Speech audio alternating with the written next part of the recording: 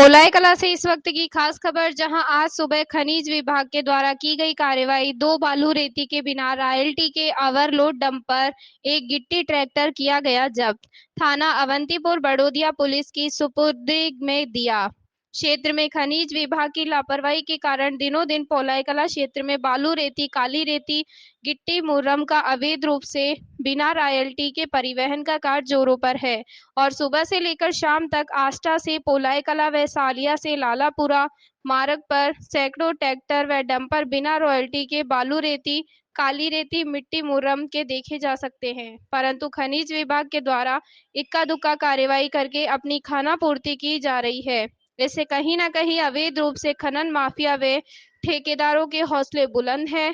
अगर क्षेत्र में देखा जाए तो सालिया, लालपुरा, शंभूपुरा, बिनाया, बाकाखेड़ी, अवंतीपुर बड़ौदिया सहित नेवज नदी पर काली रेती का अवैध कारोबार देखने को मिल जाएगा और यहां काले सोने का व्यापार इस क्षेत्र में बड़े पैमाने पर फल फूल रहा है और जगह जगह काली रेती के बड़े बड़े स्टॉक पड़े हुए हैं। लेकिन पोलाई कला क्षेत्र में खनिज विभाग के द्वारा अभी तक कोई बड़ी कार्रवाई नहीं की गई है। बड़ी खबर सुसनेर से, जहां करंट के फैलने से 2 गाय की मौत। सुसनेर मेला ग्राउंड स्थित कालेश्वर मंदिर के पास विद्युत कंपनी के द्वारा लगाई गई डीपी से कई बार बारिश के समय करंट फैलने की संभावना बनी रहती है।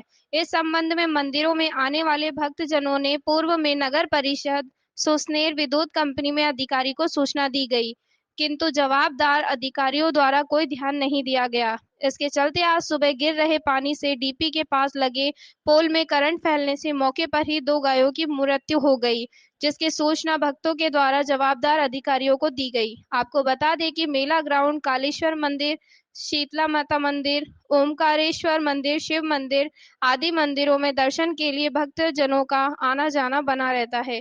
बारिश के समय ऐसी दुर्घटना होने की संभावना बनी रहती है। नगर के विभिन्न स्थानों पर विद्युत विभाग द्वारा जो डीपी लगाई गई है, वहां पर भी करंट फैलने की संभावना बनी रहती है। आए दिनों कई डीपी के पास बंदर की मौत होना, करंट का फैलना, डीपी फॉल्ट होना आम बात है। समय रहते हुए अधिकारी इस ओर तुरंत ध्यान दें।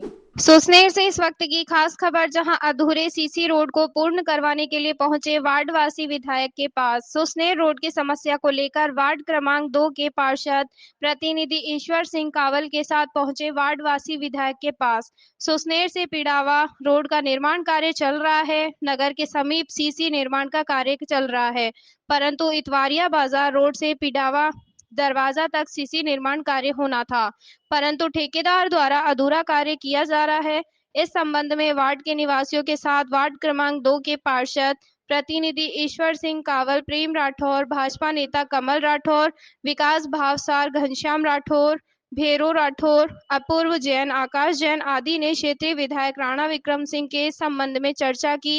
विधायक राणा द्वारा संबंधित अधिकारियों से दूरभाष पर चर्चा कर अधूरे निर्माण कार्य को पूर्ण करवाने का आश्वासन दिया। खबर मंडला से, जहां कदम कदम पर हादसे का डर, मुश्किल हो रहा जबलपुर से रायपुर हाईवे पर सफर। तिंदनी के मंडला से लेकर बिछिया जनपद तक हाईवे पर गड्ढे ही गड्ढे।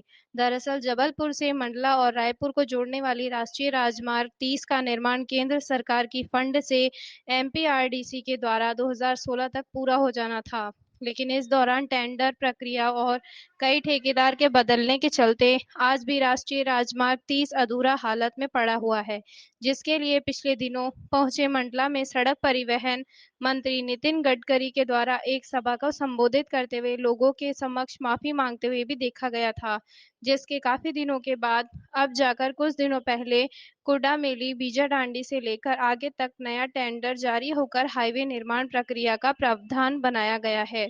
लेकिन इसके अलावा हम बात करें तो मंडला कटरा बाईपास से लेकर बिछिया जनपद के मुख्यालय और आगे तक हाईवे पर इधर दिनों गहरे गहरे गड्ढे हो गए हैं, जिससे इस बीच हाईवे पर कदम कदम पर लोगों के लिए मुसीबत बन रही है। बदायूं से इस वक्त की खास खबर, जहां आमजन में दिखा अमृत कलश माटी व अक्षय संचयन के प्रति रुझान, सभी से ले रहे अभियान में हिस्सा। आजादी का अमृत महोत्सव के तहत मेरी माटी मेरा देश कार्यक्रम अंतर्गत हर घर से एक मुट्ठी मिट्टी व अक्षत अमृत कलश में संग्रहित की जा रही है। जहां एक और समाज के अंतिम व्यक्ति तक हर सरकारी योजना का लाभ पहुंच रहा है, वहीं विभिन्न जन कल्याणकारी योजनाओं की धनराशि सीधी लाभार्थी के खाते में पहुंच रही है। आमजन में उत्साह व उमंग का माहौल है, सभी बढ़ चढ़कर अभियान में हिस्सा ले रहे हैं। जनपद में बुधवार को ग्रामीण व शहरी क्षेत्रों में मिट्टी व अक्षत अमृत कलश में संग्रहित किए गए। आजादी का अमृत महोत्सव मेरी माटी मेरा देश अमृत कलश यात्रा कार्यक्रम आगामी 30 सितंबर तक चलेगा। 1 से 13 अक्टूबर तक ब्लॉक स्तरों पर कार्यक्रम आयोजित किए जाएंगे।